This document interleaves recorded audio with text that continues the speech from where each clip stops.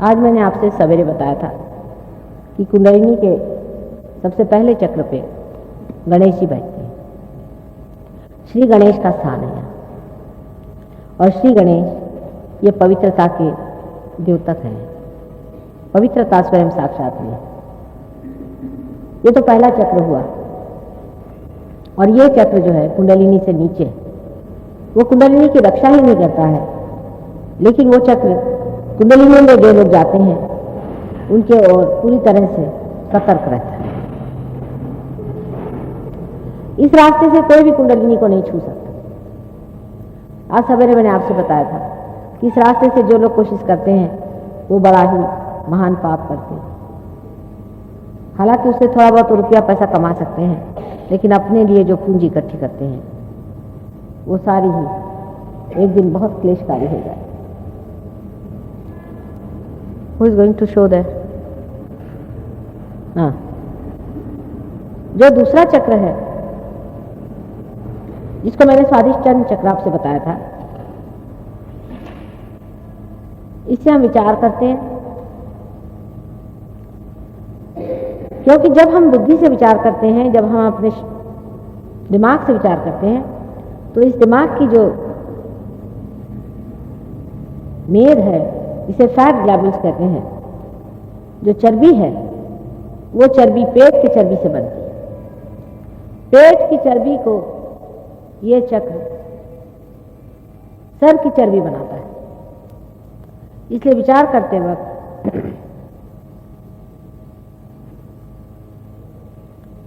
इस चक्र पे बहुत जोर पड़ जाता है। और जब विचार करने की जब आपको आदत लग जाती है, जैसे कि आजकल के आधुनिक लोगों को विचार करने की आदत है बीमारी, तब तो यह काम इतना ज्यादा इसे करना पड़ता है कि इसके कारण बने हुए जो बाकी के काम है वो सब बिगड़ने लग जाते हैं। जैसे मैंने कहा था कि डायबिटीज इसी कारण हो जाता है, क्योंकि पैंक्रियाज भी इसी से संचालित होता है। और क्योंकि ये चक्र दूसरी चीज में व्यस्त हो जाता है, जो दूसरी कार्य की उसकी जगह है वो कमजोर हो जाती है। उसमें से एक पैंक्रियास भी है, उसमें से एक स्प्लीन भी है, लीवर का ऊपरी हिस्सा भी है, किडनी भी है। इसलिए अति विचार करना और अति प्लानिंग करना कोई बड़ी अच्छी चीज नहीं, शरीर के दृष्टि से और समाज की दृष्टि से भी बहुत अच्छी नहीं। क्योंकि मनुष्य अधिक विचार तब करता है जब वो परमात्मा को नहीं मानता। एक हद पे जाने पर परमात्मा पे छोड़ देना ही चाहिए। देवी महात्मा में लिखा है, संकल्प विकल्प करो। जैसे अब भाई साहब हैं, आप कहीं कार्य से जा रहे थे, आपने पूरा प्लानिंग कर लिया, रास्ते में एक्सीडेंट हो गया, आपके हाथ में चोट आ गई, आप जा नहीं पाए। काम होने का होगा, जो होना तो बन गया। बहुत ज्यादा आपने प्लानिंग भी किया समझ लीजिए, और आप टाइम पे नहीं पहुंच पाए तो काम नहीं हो पाए। इसलिए संकल्प नहीं करना चाहिए किसी चीज का कि हम ये करके ही दिखाएंगे या होना है, उसमें विकल्प आ जाता है। जब आप परमात्मा के साम्राज्य में आ जाते हैं तो उसके तरीके चलते हैं, आपको पूरा पता हो जाता है कि कहाँ चलना है, कहाँ जाना है, कैसे करना है, क्योंकि उसका प्लानिंग चलता है ना। अगर भाई साहब हमारे पार हो गए होते समझ लीजिए, तो कभी भी उस रास्ते से नहीं जाते, उस वक्त जाते ही नहीं। ये होगा, आप देखिएगा, आप अपने लिखते जाइएगा कि जब से जो लोग पार हो गए हैं उनके ये अनुभव है कि एक्सीडेंट हो भी गए तो किसी के चोट नहीं लगी, पूरी तरह से बच गए। और बहुत से लोग हैं वो जाते ही नहीं, कुछ देर हो जाती है, कहीं कुछ हो जाता है, किसी तक पहुंच नहीं पाते। ये पार होने का बड़ा भारी आशीर्वाद होता है कि अब आप परमात्मा के साम्राज्य में आ गए। जैसे आपकी गवर्नमेंट आपको देखती है, आपकी देखभाल करती है, जब आप परमात्मा के साम्राज्य में आ जाते हैं तो परमात्मा आपकी देखभाल करते हैं, उनकी गवर्नमेंट आपकी देखभाल करती है।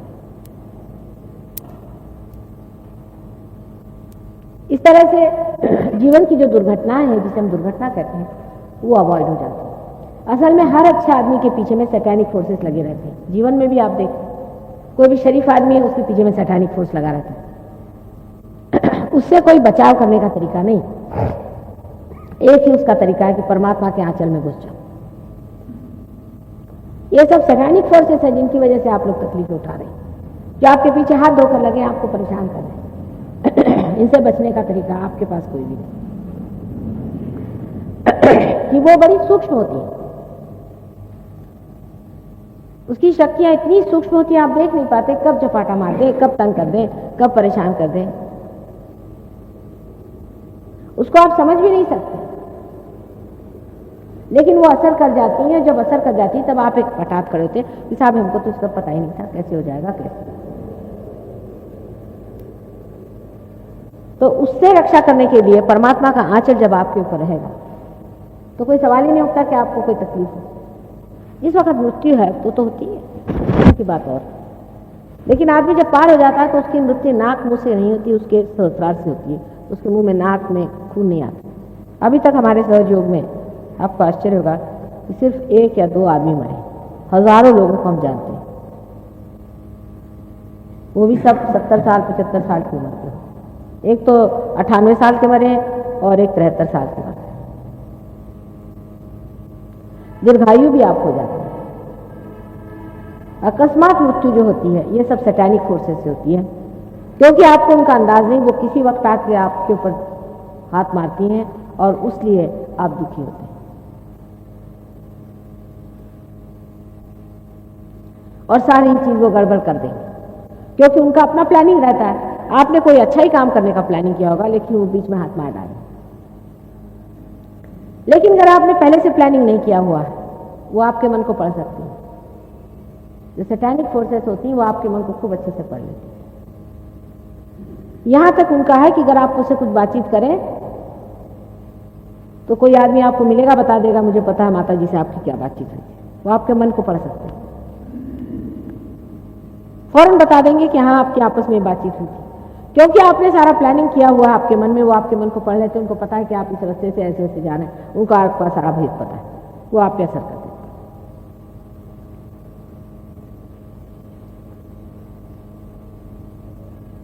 इसलिए उनसे भेद रखना पड़ता है। आपको ये पता नहीं होगा कि सैतानिक फोर्सेस संसार में कितनी विद्यमान हैं। ये जितने भी राक्षस लोग अपने को गुरु कहलवाते हैं ये सब सैतानिक तो हैं। इनकी शक्तियां हिप्नोसिस वगैरह की जो चलती है ये सब सैतानिक, शैतान की शक्तियां, और इससे ये आपके ऊपर असर करते रहते हैं। इन शक्तियों को पहचानने के लिए भी आपको सहयोग में आना चाहिए, जिससे आप समझ सकते हैं कि आपके अंदर कौन सी शक्ति कहां से घुस रही है, किस तरह से आप पे आघात किए जा रही और किस तरह से आपको वो सताने वाली है। अब डॉक्टर लोग हैं जैसे साइकोलॉजिस्ट हैं, वो जानते ही नहीं कि हर पागल आदमी के अंदर कोई ना कोई भूत घुसा हुआ रहता है। वो इसको समझते नहीं है, अब इसको विश्वास करते हैं बेचारे, और उसका असर उन पे आ जाता है। अब हमारे यहाँ आज ही वो चले गए सकार्टिस्ट आए हुए थे लंदन से, उनको ये नहीं मालूम कि इनसे अपना बचाव कैसे करना है। जैसे समझ लीजिए किसी को टीबी की बीमारी हो गई तो हम लोग उससे बचाव करते हैं कि वो बीमारी अपने को लग जाएगी, लेकिन ये शैतानी शक्तियां उससे बचाव करने के लिए हमको कुछ मालूम ही नहीं, हम तो देख भी नहीं पाते कि कौन सी शैतानी शक्ति है। हमारे जो बुजुर्ग थे वो इसको जानते थे, लेकिन हम लोग हो गए अंग्रेज, जैसे मैंने कहा, तो हम लोग इस चीज को नहीं जानते कि शैतानी शक्तियां संसार में किस तरह से कार्यान्वित होती हैं और किस तरह से हमें परेशान करती हैं। लेकिन इसकी मात है, परमात्मा के आगे कोई भी चीज शक्तिशाली नहीं, सबसे शक्तिशाली चीज परमात्मा है। और जब आप परमात्मा के बंदे हो जाते हैं तो वो आपको देखता है और आपको संभालता है। वैसे भी वो आपको संभालते रहते ही हैं, इसलिए थोड़ी मोटी चोट लग जाएगी किसी शरीफ आदमी को, छोटा मोटा हो जाए जैसे आपके हो गया। छोटे बच्चों को आप जानते हैं, ऊपर से बच्चे गिर जाते हैं, उनको कहते हैं देवदूत उठा ले। खासकर विशेष करके जो बच्चे प्रबुद्ध होते हैं, जैसे ये बच्ची है, अब ये पैदाइशी रियलाइज सोल है, ऐसे बहुत से बच्चे हैं, ये बचपन से बीमार रहेंगे क्योंकि इनके ऊपर हमेशा शैतानी हल्ला होता है। हमारे अंदर जो लेफ्ट साइड और राइट साइड की जो दोनों नाड़ियां मैंने आपको बताई थी सवेरे, उसे एक साइड में जब लेफ्ट में आप जाते हैं तो कलेक्टिव सबकॉन्शियस है, मैंने सामूहिक सुप्त चेतन है, और अगर राइट साइड में आप जाते हैं तो कलेक्टिव सुप्रा कॉन्शियस है। लेफ्ट साइड में ऐसे लोग रहते हैं मरे हुए कलेक्टिव सबकॉन्शियस में कि जो अभी तक तृप्त नहीं, आपको परेशानी हो रही है, जो अभी तक तृप्त नहीं है और जिनकी आत्माएं अभी भटक रही हैं, लेकिन जो बहुत ही गंदे किस्म के, छोटे किस्म के, चोर उचक्के ऐसे लोग। और दूसरे किस्म के जो लोग होते हैं जो बहुत महत्वाकांक्षी होते हैं, एम्बिशियस लोग होते हैं, जैसे हिटलर स्टाइल के लोग, ये भी दूसरे साइड में अपने होते हैं कलेक्टिव सामूहिक। आज एक साहब ने मुझसे कहा कि आप मुझे मंत्र दीजिए माता जी। जो लोग मंत्र देते हैं बड़े धोखे में आपको रखते हैं, आपको पता होना चाहिए। जैसे आपको किसी ने राम का मंत्र दे दिया, आप तो कभी पूछेंगे नहीं कि भाई हमें राम का मंत्र तुमने क्यों दिया। अब आप रटने लगे राम राम राम राम राम। अब राम जो है वो कोई आपके नौकर तो है नहीं, उनको आप बुला रहे हैं, पुकार रहे हैं, आपका क्या अधिकार है। सोचने की बात है कि जब आपको अधिकार ही नहीं तो आपको बुला कैसे रहा। एक छोटी सी चीज है, हमारे प्राइम मिनिस्टर साहब अभी हैं, उनको अगर आपको मिलना है तो क्या आप उनके पास सीधे जा करके कह सकते हैं कि मुराद जी हमसे बात करिए। उनको मिलने के लिए प्रोटोकॉल होता है, 17 जगह आप जाइए, दौड़िए, इनसे मिलिए, उनसे मिलिए, तब मिल सकते हैं। और जो प्राइम मिनिस्टर हैं वो इतने सस्ते मिल जाएंगे आपको कि आप बस पुकारने लग जाए, वो आके हाजिर हो जाए। हो सकता है राम नाम का कोई नौकर ही हो इधर या उधर फंसा हुआ, जो आपके अंदर घुस आता है और आपको एकदम ऐसा लगता है कि वाह भाई मेरे को तो बड़ी शांति मिल गई, क्योंकि उसने आपका काम ले लिया, वो आपके अंदर आ गया, आपको लगा वाह साहब मेरा तो काम बड़ा जबरदस्त हो रहा है। यह आपने जाना नहीं कि आपने अपने को नहीं खोजा है, ये कोई दूसरा ही अपने ऊपर लाद दिया। और ये जो दूसरा लादा हुआ आदमी है, इसको अपने एक ही शरीर पर आप लाने चले जा रहे हैं। 5-6 साल बाद आप देखिए आपका शरीर यूं थर लटलटाएगा और आदमी कमजोर हो जाता है। इन शक्तियों से भी परिचित होने की बहुत जरूरत है। सहयोग में आने के बाद जब आपके वाइब्रेशंस आते हैं तब आप देख सकते हैं कि आसपास में किस तरह की शैतानी शक्तियां भी चलती हैं और परमात्मा की शक्ति किस तरह से आपको हर चीज में कामयाब कराती हुई किस तरह से आगे बढ़ाती और किस तरह से वो रास्ता ढूंढ करके और आपको सही रास्ते पर पहुंचा दे। ये देखने लायक चीज है। इसके अनेक अनुभव लोगों को आए हैं और आपको भी आएंगे, इसलिए आप पार हो लीजिए और इस चीज को प्राप्त करें। मैंने आपको नाभि चक्र के बारे में भी बताया था कि इस चक्र में हमारी जो खोज है उसके बीज हैं। जब जानवर खाना खोजता है वो भी इसी वजह से, और इंसान जब परमात्मा खोजता है वो भी इसी वजह से। परमात्मा को खोजना भी मनुष्य के अंदर ही निहित बना हुआ है। इसकी खोज उसके अंदर है, वो चाहे माने या चाहे न माने। जब तक इसको वो पूरा खोज नहीं लेगा उसको तृप्ति नहीं आने वाली। वो अपने को भूखा रखे थोड़ी देर, लेकिन उसको चैन नहीं आने वाली। उसको परमात्मा को खोज के निकालना पड़ेगा। और जब वो परमात्मा को खोजने निकलता है तब चारों तरफ से सप्लाई भी शुरू हो जाता है। आप जानते हैं किस तरह के लोग संसार में आकर के परमात्मा के नाम पे कोई भी चीज बेचने के लिए तैयार हो जाते हैं और किस तरह से गलत सलत झूठ चीज आपको वो बेचते हैं और उनके बारे में कुछ भी कहिए, उनके बारे में इतना अखबारों में निकलता है, छपता है, पर तो भी लोग उन्हीं के चरणों में चले जाते हैं। क्यों जाते? क्योंकि एक तरह की मंत्र मुग्धता है, हिप्नोसिस, एक झूठ है, उस झूठ को मान लेते और उस झूठ से छुट्टी नहीं पा सकते। बहुत मुश्किल हो जाता है उनको झूठ से छुट्टी पाना। इसके चारों ओर जो आप देख रहे हैं हरा रंग आदि बनाया हुआ है, यही भवसागर है। मनुष्य के अंदर भी ये भवसागर है। इस भवसागर को पार करने के लिए कुंडलिनी को कोई न कोई सोपान, कोई न कोई ब्रिज बनना चाहिए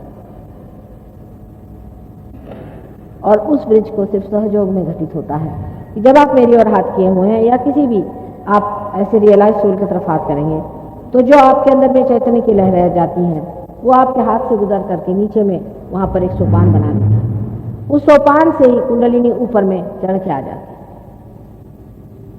लेकिन अगर इसमें कुछ खराबी हो, इस सोपान में या आपके नाभि चक्र पे या इसके चारों तरफ फैले हुए इस भवसागर में जहाँ की गुरु के स्थान है, अपने यहाँ 10 गुरु माने गए हैं असल में। इसको कि प्राइमोर्डियल मास्टर कह सकते हैं, जिसके बारे में मैंने आज बताया था आपसे। लेकिन छोटे गुरु, झूठे गुरु भी बहुत है, बहुत ज्यादा गुरु हैं झूठे।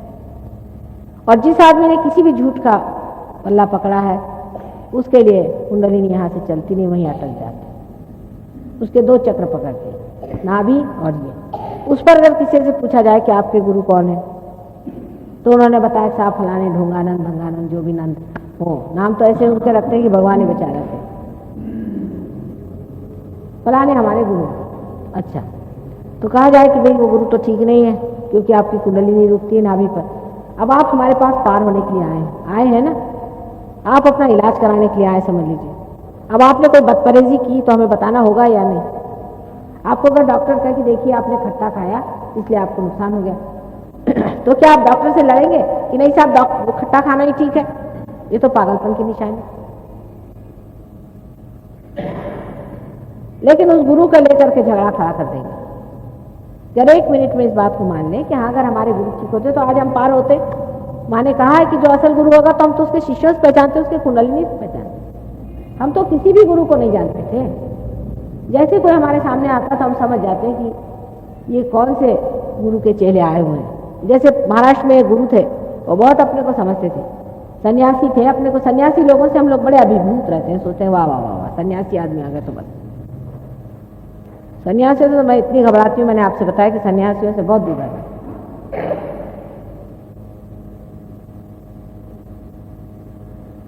तो अगर सन्यासी कोई अपने सामने आ गया तो लोग सोचते हैं वाह भाई, इससे बढ़ के कोई नहीं। वो सन्यासी का जीवन कैसा है, उसका खान पीन कैसा है, वो किस तरह से लोगों को खसोटता है, नोचता है, ये कोई नहीं देखता।